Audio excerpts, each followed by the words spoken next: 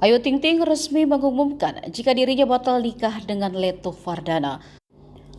Pasca hal itu, beberapa keluarga bak memberikan kode penyebab keduanya putus. Setelah Umi Kalsum kode kekecewaan dengan mengunggah potongan lagu Madu dan Empedu. Kali ini Syifa, adik Ayu Ting Ting, melakukan hal yang serupa. Syifa mengunggah sebuah video yang menyinggung perselingkuhan. Video tersebut merupakan potongan dari film Ipar Adalah Maut. Syifa mengunggah video reels dengan sebuah caption menyinggung perselingkuhan. Pada akhirnya, kesetiaan itu bukan karakter, melainkan pilihan. Kamu bisa selingkuh jika kamu mau, tapi kamu bisa setia jika kamu memilih untuk melakukannya. Bunyi tulisan yang diunggah ulang Syifa ke story Instagramnya. Sebelumnya, Umi Kalsum juga memberikan kode kecewa usai Leto Fardana menghapus foto Ayu Ting Ting di akun Instagramnya. Dalam unggahan tersebut terlihat Ayu Ting Ting membawakan lagu dangdut berjudul Surga atau Neraka milik Hetty Suncaya.